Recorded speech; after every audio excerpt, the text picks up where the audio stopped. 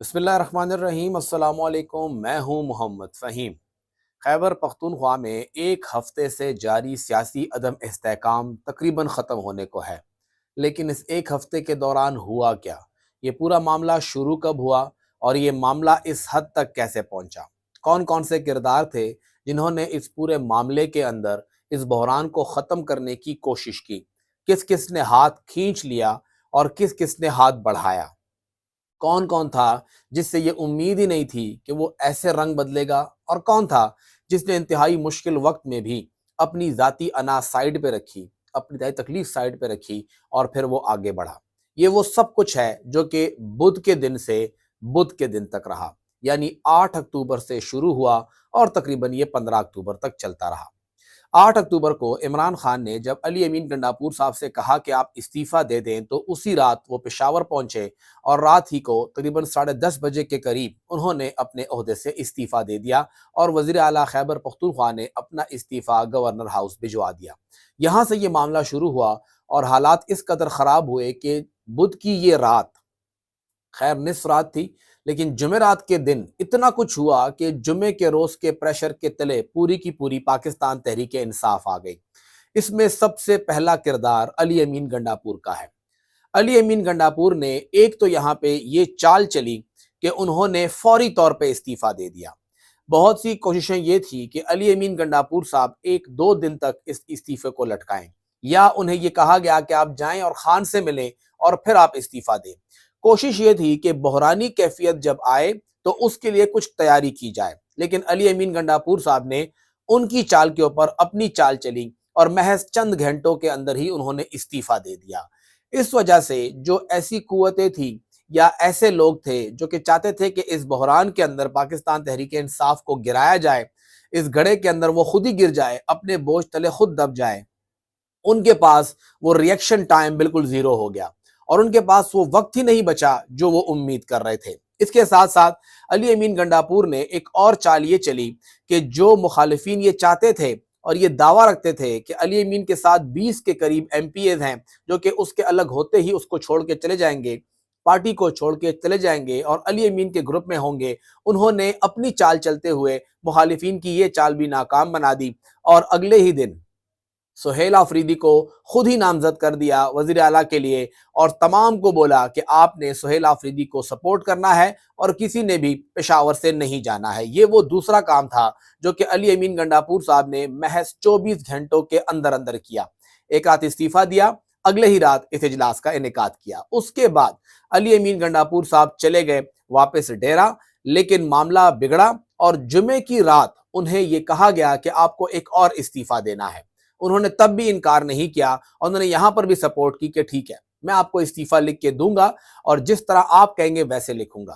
ہماری اطلاعات یہ ہیں کہ علی امین نے وہ ایک استعفیٰ بھی 2 مرتبہ لکھا، کیونکہ کچھ الفاظ کی اس میں ہیر پھیر تھی، وہ چینج کرنے پڑے اور نئے الفاظ ایڈ کرنے پڑے، انہوں نے وہ بھی لکھا۔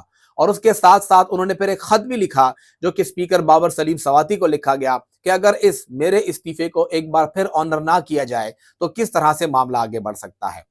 چوتھا کام انہوں نے یہ کیا کہ یہ بتایا جا رہا تھا پورے پی ٹی آئی کے سرکل میں کہ علی امین تو اب ڈیرے گیا، اب تو وہ نہیں آئے گا، لیکن سہیل آفریدی کو ووٹ دینے کے لیے وہ اتوار کی شام پشاور آئے اور پیر کے روز انہوں نے جا کے نہ صرف ووٹ دیا بلکہ دھماکے دار تقریر بھی کر دی اور یہ واضح کر دیا کہ وہ 1 نہیں 2 نہیں 3 بار استعفیٰ دے چکے ہیں، جس کی توثیق عمران خان نے بھی کر دی۔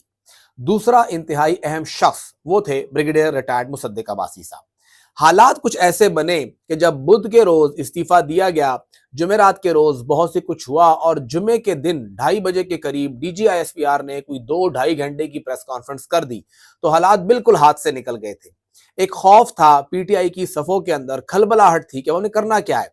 ہر بندہ یہ سوچ رہا تھا کہ آخر کون یہاں پہ لیڈ کرے گا، کون آگے بڑھے گا۔ سہیل آفریدی نامزد ہوئے ہیں اور انہی کے خلاف اتنی بڑی چوڑی پریس کانفرنس بھی ہو گئی، فیڈرل گورنمنٹ نے پریس کانفرنس کر دی، وزیر اطلاعات میدان میں آ گئے، وزیر اعظم میں کوارڈینیٹر میدان میں آ گئے، D G S P R نے پریس کانفرنس دی۔ اب ہوگا کیا اس پورے معاملے کے اندر؟ یہ وہ صورتحال تھی جہاں پر چیزوں کو سمیٹنا جو تھا وہ کسی کے بس میں نہیں تھا۔ ساتھ ہی ساتھ اس سے 1-2 روز قبل ہی شرکی پولیس اسٹیشن نے یہ بھی ایکسیپٹ کر لیا کہ ایف آئی اے کی ٹیم آئے گی اور وہ وزیر اعلیٰ ہاؤس پہ چھاپا مارے گی، جس میں پولیس اس کو معاونت فراہم کرے گی اور وہ بریگیڈیئر ریٹائرڈ مصدق عباسی کو گرفتار کرے گی۔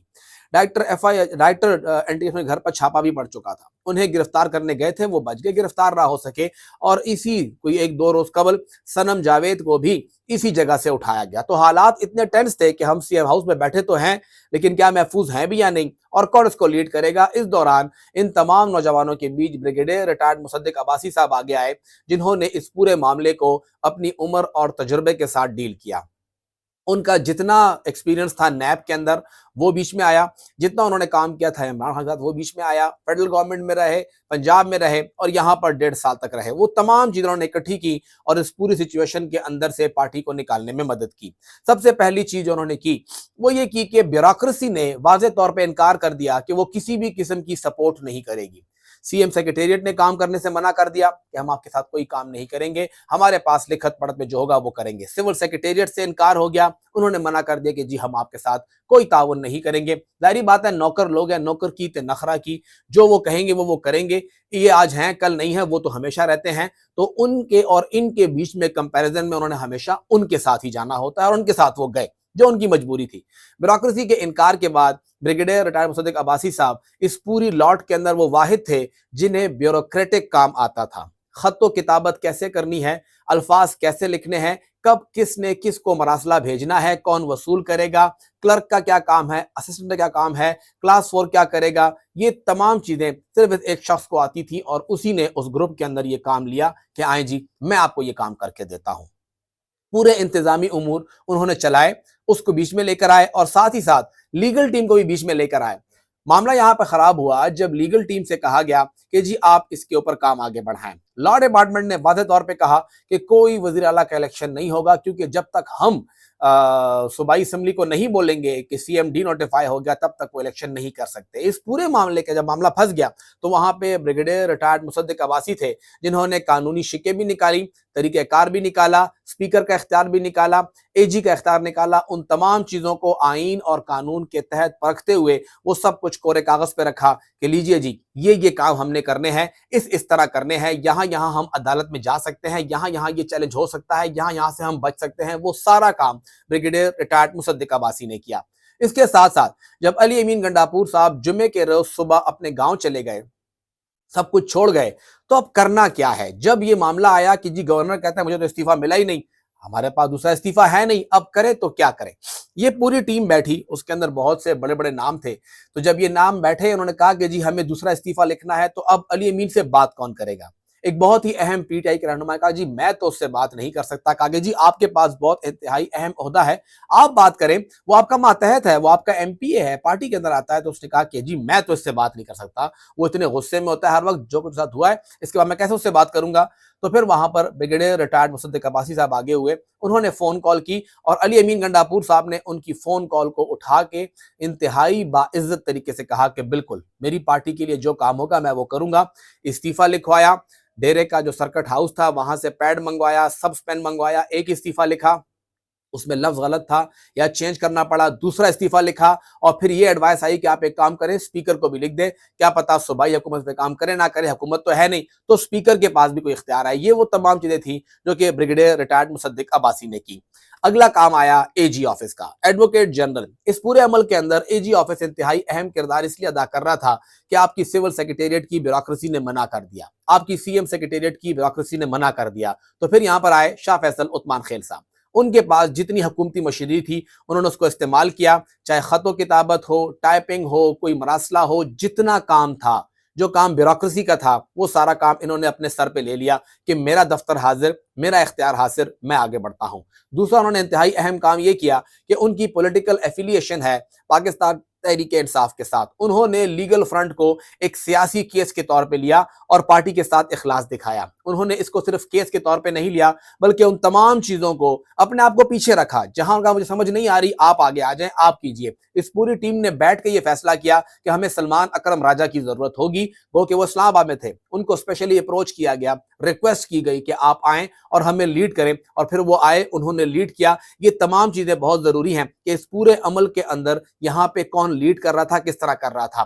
بریگیڈیئر مصدق عباسی نے ایک کام یہ بھی کیا کہ اس پورے عمل کے اندر جب سلمان خان رضا کو اپروچ کیا گیا تو یہاں پہ ایک شخص نے یہ بات تک کی کہ اگر یہاں پر ایک بھی اونچ نیچ ہو گئی تو پی ٹی آئی کی جتنی بھی سوشل میڈیا ٹیم ہے، چاہے آپ کو ہیرو کے طور پہ یاد رکھے یا نہ رکھے، آپ کو ولن ضرور بنا دے گی۔ یہ وہ پریشر تھا جو ان سب پہ تھا، لیکن اس کے باوجود سب نے کہا کہ نہیں، ہم سے جو بن رہا ہے ہم وہ کریں گے اور یہ انتہائی ضروری ہے۔ اس کے باوجود علی امین گنڈاپور، مصدق عباسی صاحب، شاہ فیصل عثمان خیل صاحب، مینا خان آفریدی، اسپیکر بابر سلیم سواتی، ان سب نے بیٹھ کے کہا کہ نہیں، ہم تو اپنا کام کریں گے۔ اگلا انتہائی اہم شخص تھا مینا خان آفریدی۔ مینا خان آفریدی نے وہ کمال کیا جو شاید کوئی نہیں کر سکتا تھا۔ جیسے ہی وزیر اعلیٰ کی تبدیلی کی بات آئی، پورا کا پورا سوشل میڈیا وزیر اعلیٰ ہاؤس اور اسپیکر ہاؤس پہنچ گیا۔ ان کی پوری کوشش تھی کہ وہ سہیل آفریدی کے منہ سے کوئی ایسی بات نکالیں جس سے سہیل آفریدی کے لیے ٹھیک ٹھاک مسئلہ بن جائے اور ان کو ہٹ مل جائے۔ کوئی ایسی بات ہو، دبنگ بیان ہو، ایگریسو بیان ہو، فوج سے متعلق ہو، اسٹیبلشمنٹ سے متعلق ہو، D G I S P R کے بارے میں ہو، فیلڈ مارشل کے بارے میں ہو، آپریشن کے بارے میں ہو، کہ ان کو ویوز ملیں۔ لیکن وہ جانتے نہیں تھے کہ اپنے ویوز کے چکر میں ان کی کمکلی جو ہے یا ان کی سادگی جو ہے وہ پورے کے پورے ایک نوجوان کا مستقبل، ایک صوبے کا مستقبل، ایک پارٹی کا مستقبل داؤ پہ لگا رہی ہے۔ اس دوران مینا خان آفریدی نے انتہائی کرٹیکل طریقے سے سہیل آفریدی کو ہینڈل کیا، اس کو سپورٹ کیا۔ سہیل آفریدی صرف 36 سال ان کی عمر ہے، ان کے اوپر انتہائی اہم ذمہ داری آئی، خوشی بھی تھی لیکن ایک دباؤ بھی تھا۔ اس دباؤ کے اندر سہیل آفریدی کو سنبھالنے والے مینا خان آفریدی تھے۔ ان کے ارد گرد جتنے لوگ تھے ان سب کو، خصوصاً سوشل میڈیا کو ہینڈل کرنے میں مینا خان آفریدی نے بہت ہی اہم کردار ادا کیا اور سہیل آفریدی کو ساتھ لے کے چلے اور انہیں بتایا کہ اس وقت تھوڑی دیر کے لیے آپ نے منہ کیسے کنٹرول کرنا ہے، یہ لوگ لگے رہیں گے مسئلہ کتنا ہوگا۔ ڈی جی کی پریس کانفرنس کے بعد بھی ہر بندے کی کوشش تھی کہ سہیل کچھ کہہ دے جس سے مجھے ویوز ملے، پھر بھلے اس کا پورا کیریئر تباہ ہو جائے لیکن مجھے ویوز ملے۔ وہ سارے کے سارے وہاں پس منظر میں بیٹھے رہے، لیکن مینا خان آفریدی اور سہیل آفریدی نے یقینی بنایا کہ ان کے چند ویوز کے لیے اپنا مستقبل، صوبے کا مستقبل، پارٹی کا مستقبل داؤ پہ نہیں لگانا۔ وہ مینا خان آفریدی ہی تھے جنہوں نے سہیل آفریدی کا ایک بیلنس کریٹ کیا۔ علی امین گنڈاپور، جنید خان، عاطف خان، ان سب کے درمیان یہ کوشش کی کہ کہیں پر سہیل آفریدی کا کہیں ایک طرف جھکاؤ نظر نہ آئے، ان کو بالکل بیلنس کر کے رکھا کہ ان تمام رہنماؤں کے درمیان کیسے آپ نے بیلنس کریٹ کرنا ہے اور ان 5-6 دنوں کے اندر کم سے کم کوئی ایسی وائب نہ آئے کہ جی تو فلاں گروپ کا بندہ ہے یا یہ فلاں ہے۔ کسی کو کوئی بھی غلط کمٹمنٹ، کسی کو جھوٹا وعدہ، کوئی امید نہیں دی، بلکہ خاموشی سے ہینڈل کیا اور ان سب کو سپورٹ کیا، سب کو ڈیو عزت دی۔ یہ سب کچھ مینا خان آفریدی نے ہی کیا کہ سہیل آفریدی کی امیج جو ہے وہ تمام لوگوں کے لیے اہم تھی۔ جتنی عزت سہیل آفریدی کی مینا خان آفریدی نے یہاں پہ کروائی، علی امین گنڈاپور صاحب نے سہیل آفریدی کو جتنی عزت دی ہے اتنی ہی عزت جنید اکبر خان نے بھی دی ہے، اتنی ہی عزت اسے عاطف خان نے بھی دی ہے، تیمور جھگڑا نے بھی دی ہے۔ ان سب نے اس کو اتنی عزت دی، اسد کہتا ہے شاران ترکے۔ یہ اصل میں مینا خان کا کمال تھا کہ اس نے ان سب کے درمیان اس کو بالکل سینٹر پوائنٹ پہ رکھا، کہیں پہ اس کا جھکاؤ سامنے آنے کی کوشش نہیں ہوئی۔ ساتھ ہی ساتھ انتہائی اہم اور کرٹیکل رول تھا بابر سلیم سواتی کا۔ بریگیڈیئر ریٹائر مصدق عباسی نے قانونی شکیں نکال دی، یہ قانون ہے، یہ طریقہ ہے، یہاں پہ کام کرنا ہے۔ ایڈوکیٹ جنرل نے وہ خط لکھ دیا، پورا سب کچھ پروگرس برابر کر دی، میں انکار کر رہا تھا۔ اور پھر پولیٹیکل سائیڈ کو ہم نے دیکھ رہے تھے اور مینا خان دیکھ رہے تھے، لیکن اس کے اوپر کام کون کرے گا؟ وہاں پہ بابر سلیم سواتی آئے کہ ہاں جی بتائیں کرنا کیا ہے۔ ایک دلیرانہ اقدام انہوں نے اٹھایا کہ میں کروں گا یہ کام۔ جو خط مصدق عباسی صاحب نے علی امین سے لکھوا کے بھیجا تھا بابر سلیم سواتی کو، اس خط کو جواز بنا کے یہ بتایا گیا کہ آپ نے یہ سب کچھ کرنا ہے۔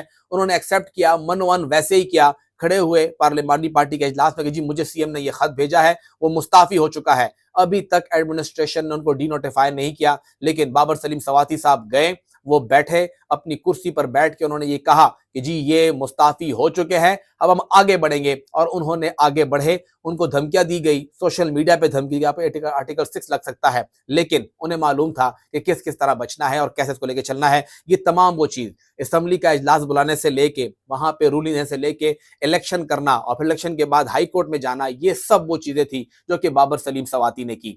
یہ سننے میں تو بہت آسان ہے کہ جی کسی کا وہاں پہ گرفتاری کا وارنٹ نکلا ہوا ہے، کسی کے اوپر آرٹیکل 6 کا خطرہ ہے، کسی کے اوپر گرفتاری کا خطرہ ہے، تو کسی کو گرفتار کرنے کا خطرہ ہے، کسی کو غائب کرنے کا خطرہ ہے، کسی کو پوری ریاست نے چیلنج کر دیا ہے۔ لیکن وہاں بیٹھے ہوئے لوگ جانتے ہیں کہ انہوں نے جمعے اور ہفتے کی درمیانی رات کیسے گزاری اور کس طرح اسٹریٹجی کو لے کے چلے جب پورا میڈیا ان کے اوپر بیٹھا ہوا تھا. کیسے وہ 5-6 لوگ جو تھے یہ موبائل فون خود سے دور رکھ کے بیٹھ کے سبزہ زار میں کھلے آسمان کے نیچے پلاننگ کرتے تھے کہ کچھ بھی کر کے ہماری بات لیک نہ ہو، کیونکہ ہر ایک چیز مانیٹر ہو رہی تھی، ہر ایک چیز کو دیکھا جا رہا تھا اور یہ یقینی بنایا گیا کہ سہیل آفریدی جو ہیں عمران خان کی ہدایت کے مطابق وہی وزیر اعلیٰ بنے.